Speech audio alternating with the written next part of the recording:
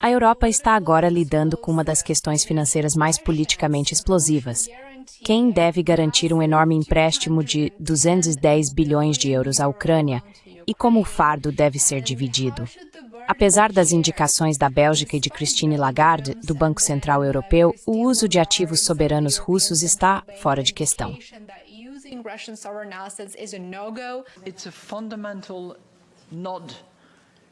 É uma parte fundamental, não opcional, da rede de transações financeiras. Não apenas na Europa, mas em todo o mundo. E há muitos investidores importantes, especialmente investidores soberanos, que confiaram a custódia de seus ativos à Euroclear.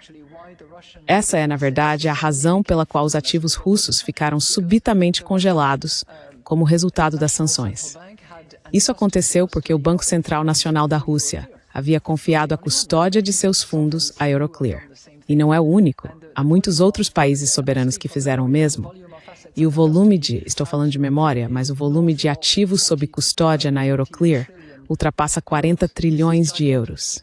Isso é gigantesco. Portanto, se esse nó estivesse sob ameaça em qualquer tipo de situação, a Rússia poderia, de repente, ter direito legal de reivindicar o reembolso de seus ativos.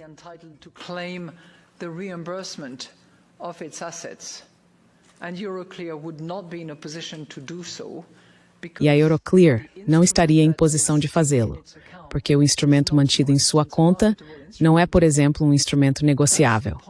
É nesse momento que a garantia dos Estados-membros seria acionada para compensar o risco nos registros da Euroclear. E isso explica a preocupação das autoridades belgas. Acho que essa é a melhor explicação que posso dar a esse respeito. O que eu disse muito claramente, e o que a equipe ao meu redor também afirmou, é que faremos tudo o que pudermos, mas não violaremos o tratado. Não é que estejamos nos recusando, é apenas que estamos dizendo que precisamos respeitar o Tratado da Europa em relação ao funcionamento do Banco Central Europeu.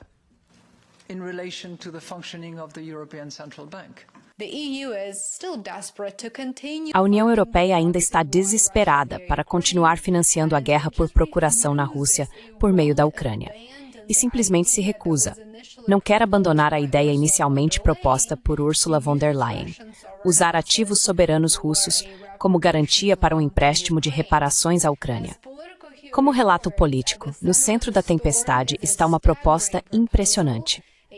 Um pacote de 210 bilhões de euros é o valor dos ativos russos congelados. O plano da Wallet expõe divisões profundas dentro da própria União Europeia.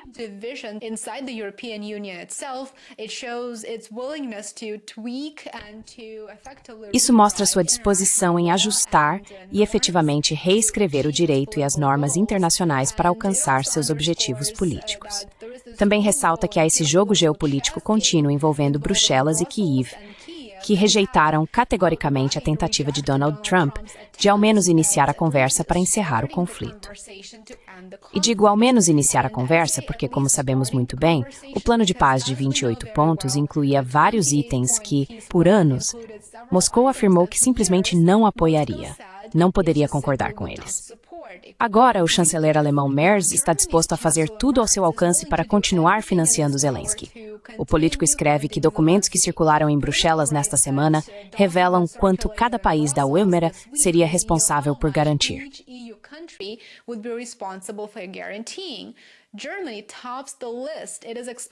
A Alemanha lidera a lista. Espera-se que contribua com até 52 bilhões de euros, quase um quarto de todo o fundo de garantia.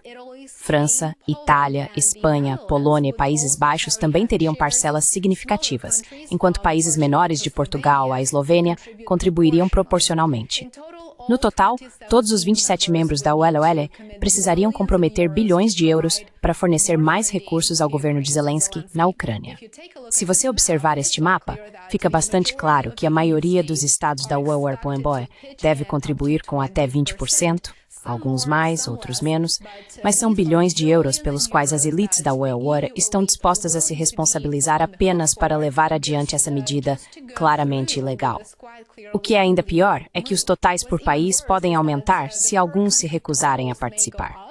if some countries refuse to participate, we know that Hungary, for example, is unlikely to back. Sabemos que a Hungria, por exemplo, provavelmente não apoiará essa ideia. Os totais por país tendem a aumentar e provavelmente chegarão a bilhões de dólares. Os líderes da ULA acreditam que a garantia é necessária porque a posição única da Bélgica com a Euroclear efetivamente colocou tudo em pausa. A Euroclear detém cerca de 185 bilhões de euros em ativos soberanos russos e o primeiro-ministro belga Bart de Wever teme que se algo der errado, por exemplo, se Moscou exigir o reembolso ou se o Tribunal Internacional decidir contra o uso desses ativos, a Bélgica possa acabar arcando sozinha com a conta. Por esse motivo, ele se recusou a apoiar o empréstimo, a menos que todos os membros da Eurozone compartilhem o risco de forma igualitária.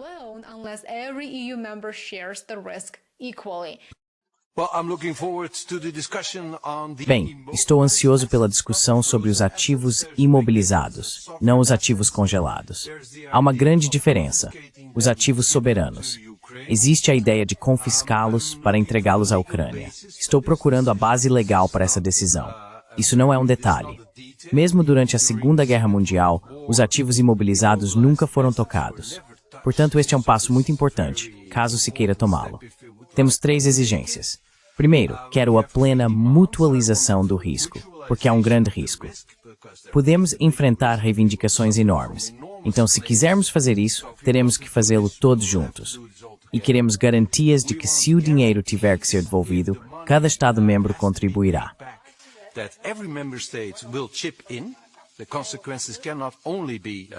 As consequências não podem recair apenas sobre a Bélgica. E a terceira exigência é que todos os países com ativos imobilizados avancem junto conosco, porque somos os únicos. A Europa é a única instituição financeira oferecendo os lucros extraordinários à Ucrânia. Sabemos que há enormes quantias de dinheiro russo em outros países que sempre permaneceram em silêncio sobre isso. Se formos agir, devemos agir todos juntos. Isso é solidariedade europeia. Se essas 3 exigências, que considero bastante razoáveis, forem atendidas, então poderemos seguir em frente. Caso contrário, farei tudo ao meu alcance, tanto em nível europeu quanto nacional, política e juridicamente, para impedir essas decisões.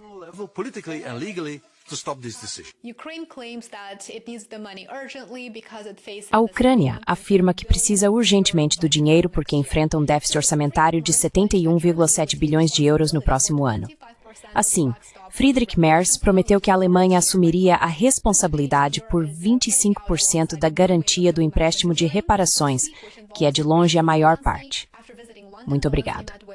O que me chamou a atenção foi que Zelensky, durante a reunião, disse que nem sequer havia lido a mais recente proposta de paz entre os Estados Unidos e a Ucrânia, o que foi um pouco surpreendente de ouvir, você há de concordar. Claro, a reunião foi muito infrutífera, como era de se esperar. Of course, the meeting was very fruitless, as to be expected. Starmer said any peace agreement must. Starmer disse que qualquer acordo de paz deve incluir garantias de segurança fortes e aplicáveis para a Ucrânia. Macron enfatizou que os aliados da Ucrânia ainda mantêm uma influência considerável. Ele afirmou: a Ucrânia e seus aliados têm as cartas na mão. Merz foi um passo além e pareceu bastante cético em relação a vários aspectos do plano dos Estados Unidos. E então veio o comentário que repercutiu em todo o mundo. O presidente Trump disse estar pouco decepcionado com Zelensky, alegando que o líder ucraniano não havia realmente lido a proposta americana por completo. Temos conversado com o presidente Putin e com líderes ucranianos, incluindo o presidente Zelensky. Tenho que dizer que estou um pouco desapontado por o presidente Zelensky ainda não ter lido a proposta. Isso foi algumas horas. O povo dele adorou.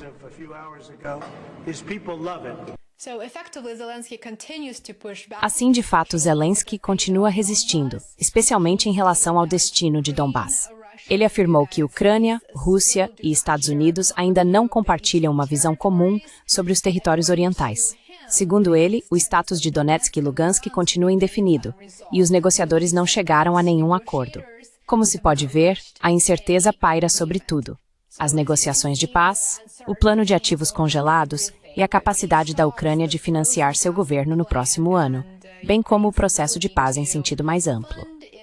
Em 18 de dezembro, os líderes da União Europeia decidirão se estão dispostos a seguir adiante com o que muitos estão chamando de roubo de fato dos ativos soberanos russos.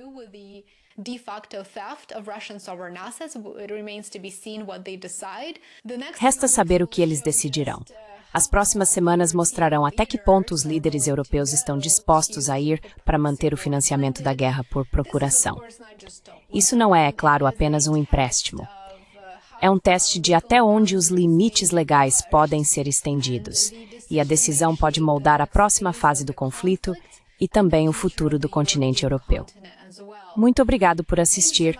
Espero que tenha gostado desta rápida atualização. Apoie meu trabalho. Agradeço imensamente a cada um de vocês que se tornou assinante pago.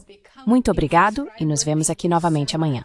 Até mais. I will see you back here tomorrow. Bye for now.